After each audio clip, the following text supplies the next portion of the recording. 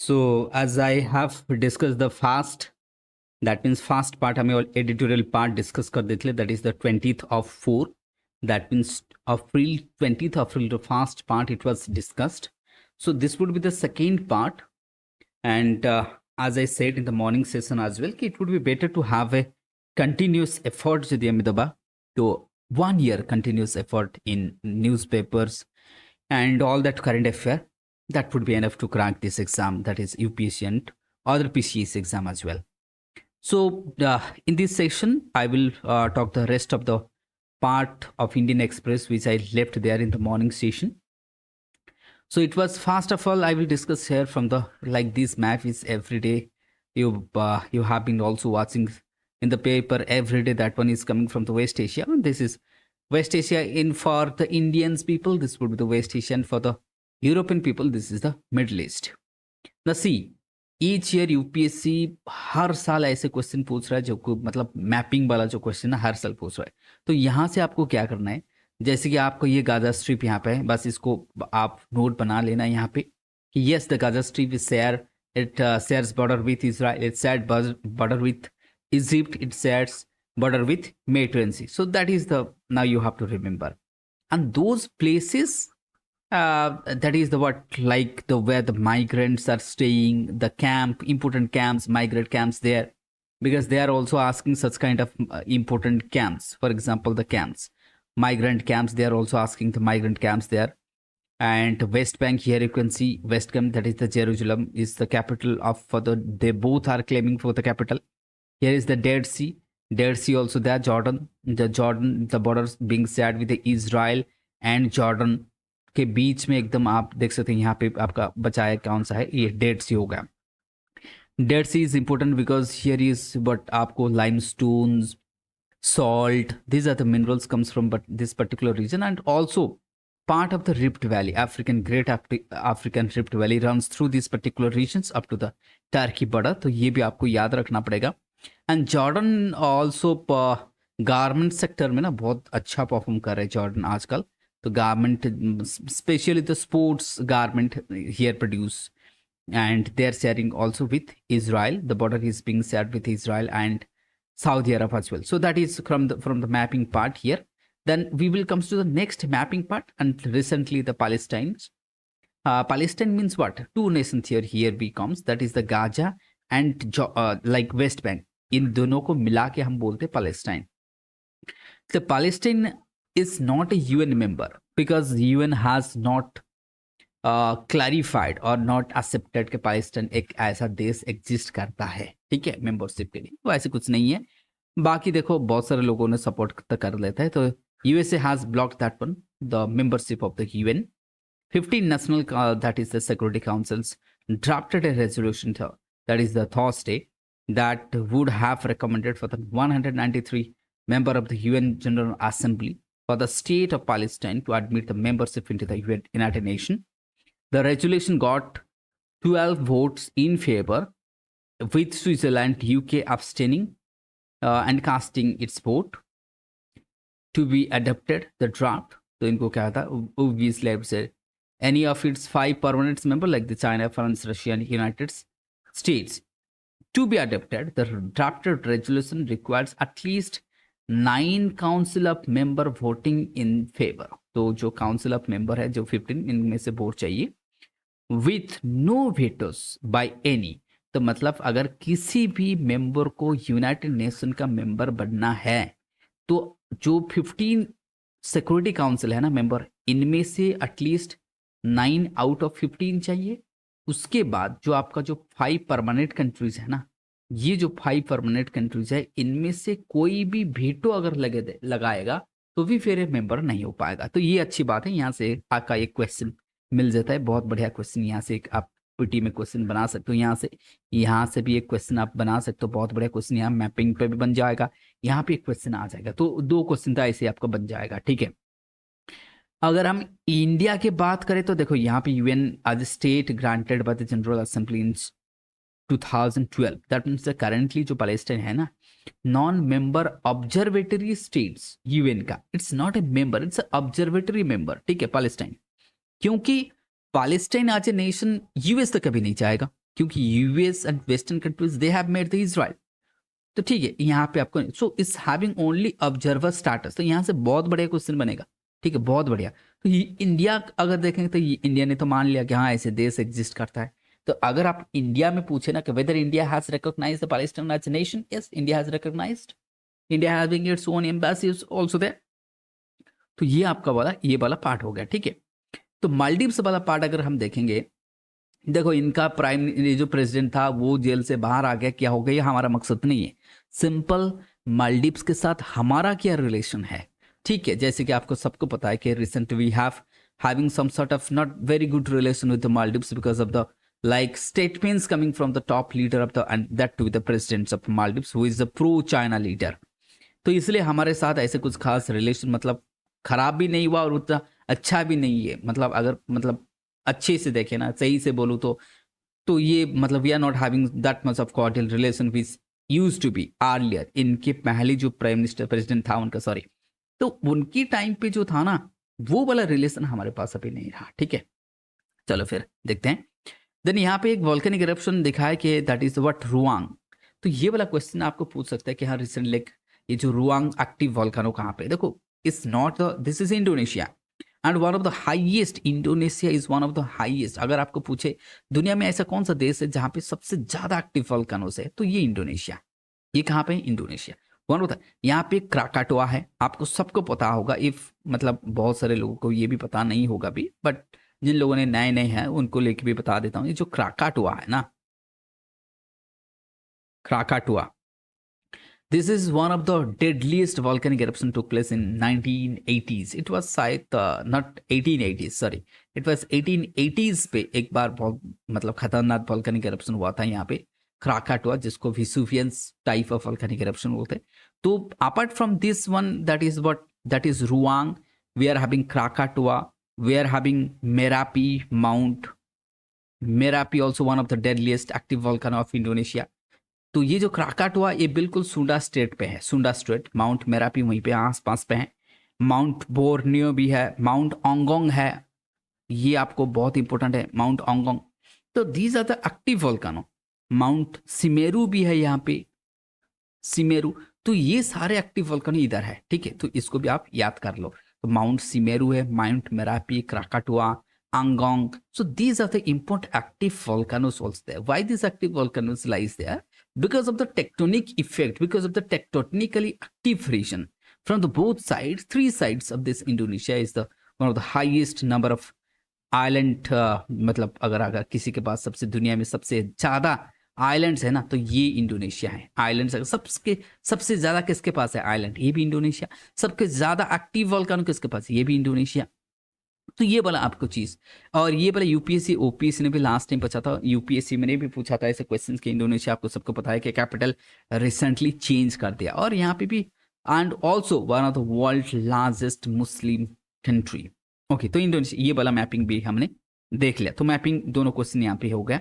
मालदीव का लोकेशन थोड़ा सा देख लेना, तो आपका मैपिंग वाला जो पार्ट है ना वो भी यहाँ पे साथ साथ हो जाएगा। ठीक है, तो फिर हम आते हैं कि देखो यहाँ पे और एक इंपॉर्टेंट एमसीक्यू बन सकता है।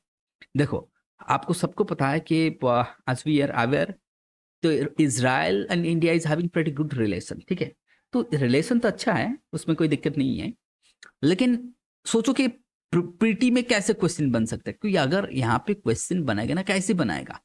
ठीक है, अब मेंस पे क्वेश्चन आ सकता है, this is the trade relation with Iran and trade relation with Israel. So we are having relation with the both the countries. ठीक है, ईरान के साथ अगर हम देखेंगे, this side is Iran side, ठीक है, this side Iran side, Israel side, ऐसे भी क्वेश्चन आ सकता है। ठीक है, प्रीलिम में और भी कुछ तरह का क्वेश्चन आ सकता है कि ठीक है कौन सा टेक्नोलॉजी बोलो क्या है जो इजराइल से आया है, तो ऐसे भी क्वेश्चन आ सकता है क्योंकि ये न्यूज पे है। ठीक है, एक तो मैपिंग वाला क्वेश्चन हो सकता है, एक तो इंटरनेशनल रिलेशन वाला क्वेश्चन हो सकता है। तो ऐसे करके 2-3 क्वेश्चन अगर हम बना लेंगे ना यहाँ से, तो हमारा पीटी का जो यूपीएससी का जो प्रीलिम वाला जो एरिया है ना वो कवर हो जाएगा आराम से। ठीक है, तो यहाँ से भी आप देख लेना। तो ट्रेड रिलेशन अगर देखेंगे, एक्सपोर्ट जो है था ना इजराइल, दैट मीन्स इंडिया की export to Israel, that is the diesel and cut and polished diamond जाता है।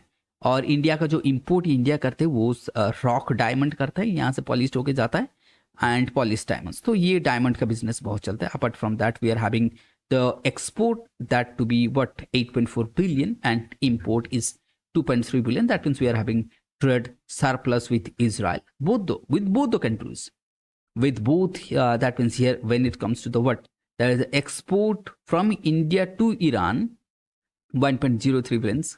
ऑर्गेनिक केमिकल्स आप देख सकते हैं that is 113 millions and that is what की एक्सपोर्ट फ्रॉम इंडिया टू, अगर हम देखेंगे तो यहाँ पे मिथानल, ये आपको आ गया मिथानल हो गया, पेट्रोलियम हो गया, ठीक है। तो मतलब बोथ साइड्स अगर हम देखेंगे तो दोनों साइड पे we are having what that to be the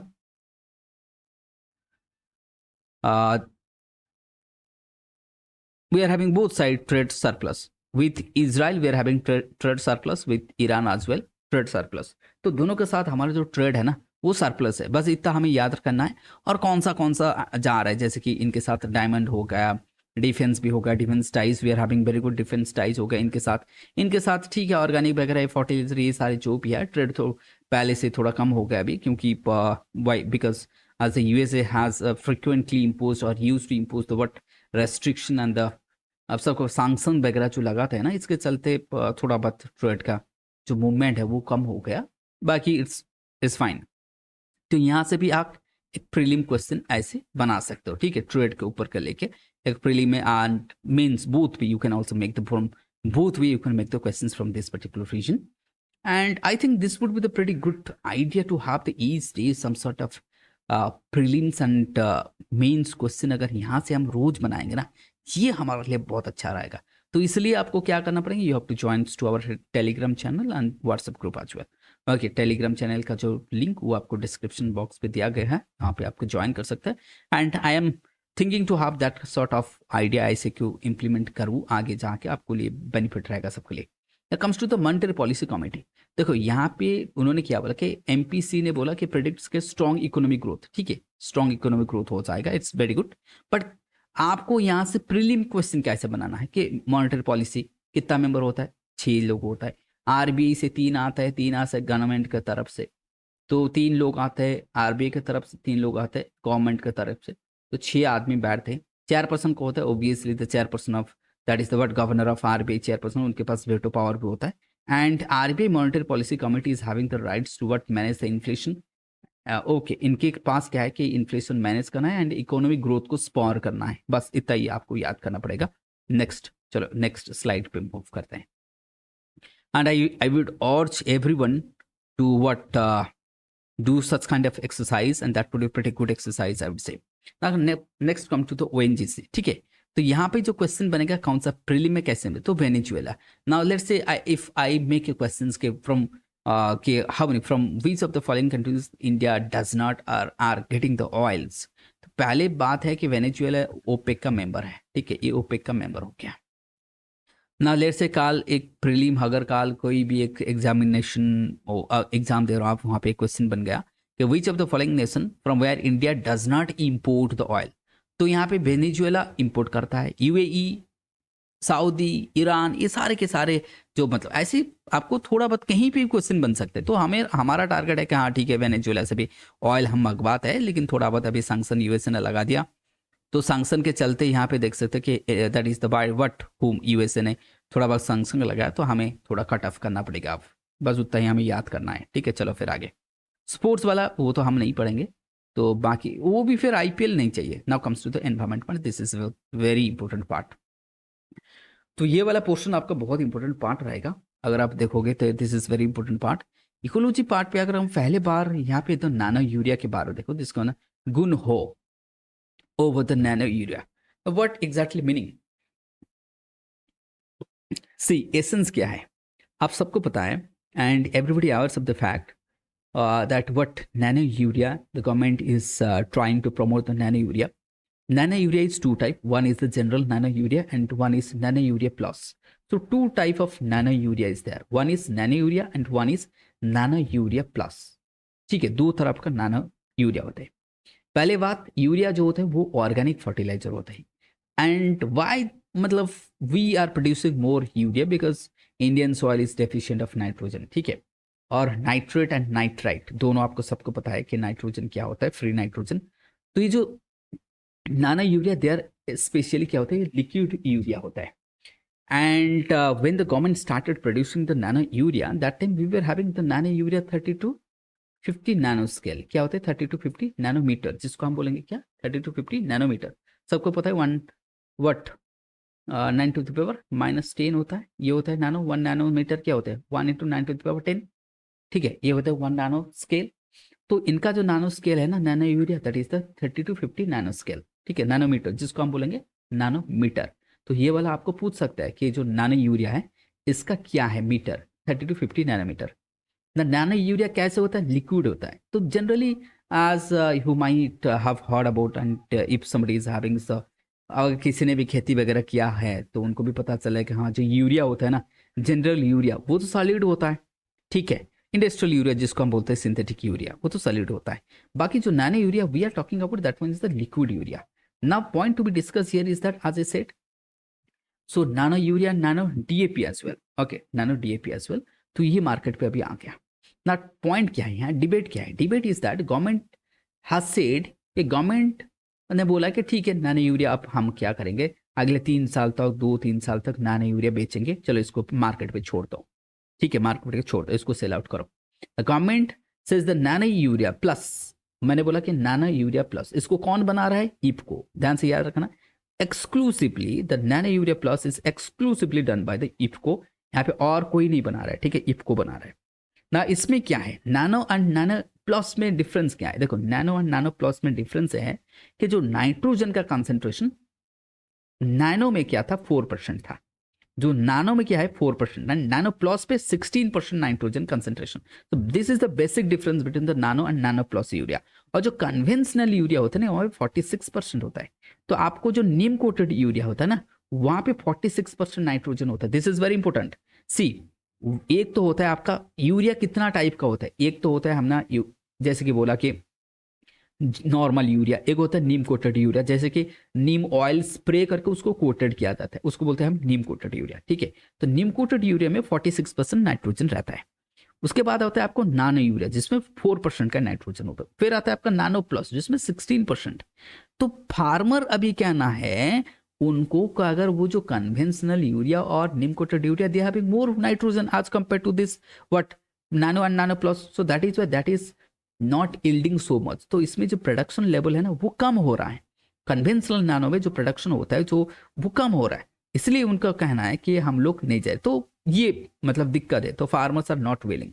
तो ठीक है, export the agriculture scientist and the export feared, sorry, that could hamper the agricultural productivity because of the application of the nano plus and the nano urea. So many trials has been given. So trials, the government also used the nano plus to substantially reduce the import of the chemical fertilizer. Government exactly pushing this urea to reduce the import fertilizer because India is the second largest importer of the fertilizer and one of the largest, second largest consumer of the fertilizer as well. And especially we are importing maximum from the Russia, from the what? Russia, Brazil as well. So many countries we are also importing that one. तो government का target है कि जो हमें subsidies हो रहा है, जहाँ पे जो एक्सपोर्ट पे बहुत सारे पैसा जा रहा है, सॉरी इंपोर्ट में, उसमें उसको कम करना है. And plus nano urea would be but agriculture is the largest producer of the green house gases after the industry. So that is why this is also one of the target of the government to reduce the greenhouse gases from the agriculture, so that our target, that NDC target, जो national development council, sorry, जो national determined contribution जो target है, that is the COP21 में हमने जो बोला था कि we will reduce the greenhouse gases और उनका जो intensity, so ये भी आप अचीव कर सकते हैं. लेकिन दिक्कत ये है ना कि फार्मर का कहना है कि by through the application of this urea there would be the less fertility, there would be less yield as well. Here is the some example is given. Like here you can see Punjab, for instance, Punjab, Haryana, Madhya Pradesh, Tamil Nadu states where the farmers tried to use the nano urea but found it insufficient and costly. It is what? Costly, insufficient. For example, that Satpal Chaudhary is a 64, that means what is a person who used nano urea in 2022 with the water crops. It sprayed nano urea on the field and realized that 3 weeks that it had no impact, and then he went back to use the conventional urea as he informed. So like that when Praveen Param is there, another person from the Madhya Pradesh, who also said the same things, that he mixed the nano urea and did not deliver the promised, मतलब उसमें जो किया गया था कि that is the benefit is not coming out. So that is why. So these are the case studies again from the Haryana. The case studies is coming that, so they are simple. That is the what the peoples are not getting back. The peoples are yielding यहाँ पे कम हो रहा है. तो बस यहीं पे मैं इसको खत्म करूंगा, ज़्यादा डिस्कस नहीं कर रहा हूँ यहाँ को. तो कहना है कि फार्मर्स का जो जितना यील्ड होना चाहिए ना उतना नहीं हो रहा है. तो ये आपका बस हो गया, पूरा खत्म कर लेता हूँ इसको, क्योंकि ये बहुत लंबा खींचेगा नहीं. तो ठीक है, फिर उसको इतना पे ना फिर आता है यहाँ पे ना. यहाँ पे और एक एक्सक्लूसिव आर्टिकल्स दिया गया, ये बहुत बढ़िया होते हैं. देखो हिंदू में ऐसे नहीं मिलता, इसलिए मैं इसको डिस्कस इसलिए कर रहा हूँ कि we were having this kind of articles ना. This is very important to have the like concept clarity वगैरह बहुत आता है यहाँ पे. ये देख सकते हैं ना, Charu muscle. This Charu muscle is invasive species which has comes from the across the I would say what Atlantic Ocean. तो ये invasive species कहाँ पे आ गया? That is what लेक, हमारे यहाँ पे जो लेक है किसको हम लेक बोलते हैं? So back water. ओके ठीक है, that is the back water. कहाँ पे? So the back water region of Pulicat lake. So Pulicat lake आप सबको पता है आंध्र प्रदेश एंड तमिलनाडु बॉर्डर पे है. So in this particular region the charru mussels, these are the invasive species, and the hard cell, they develop what hard cell on the surface you can see. So they are creating a layer on the floor of the lake, that is the pulicat lakes. Hence the prawns, crabs, इनका concentration कम हो रहा है because they are not able to lay their eggs and their houses has been depleted, and they are depleting the oxygen as well, and they are dominating the I would say what the native species. So that is why the overall the fishing concentration and the fish production and the crab prawns production in this particular region is rapidly declines. The reduction of the prawns, crabs and the fishes life. And even those peoples, those who used to that is what go to that particular backwaters, Pulicat lakes for the catching of the fish, when they enter into the water in barefoot, their foots are cutting across. So they are cutting because of the sharp cell. This sharp cell, इनके पास जो ये जो cell है ना, इसमें पैर cut रहा है लोगों का. क्योंकि अगर यहाँ पे सोचो कि किसने पैर डाल दिया इसके ऊपर तो पैर कट नहीं जाएगा. तो जो लोग मच्छी मारने जाते हैं यहाँ पे, वो तो कन्वेंशनल हमारे यहाँ का जो फिशरमैन है वो तो ऐसे ही जाते हैं, मतलब पानी में घुस जाता है फिर ऐसे करते हैं. तो ये दिक्कत हो रहा है. तो दैट इज वाई कि गवर्नमेंट को ये बात भी बोला गया है कि भाई कुछ करो. तो आंध्र प्रदेश गवर्नमेंट तो कुछ नहीं कर रहा है, तमिलनाडु गवर्नमेंट ने बोला कि ठीक है we will look into the matter, and otherwise the native species खत्म हो जाएगा, and there will be the productivity of the aquatic water, that back water, that वो भी बहुत खत्म हो जाए. तो इसलिए ये आपको पूछ सकता है कि हाँ ये जो चारू मसल ये क्या है, एक इन्वाजिव स्पीसीज है, कहाँ पे दिखता है? ये वेमनाड में भी पाया जाता है, apart from that Ashtamudi Kerala.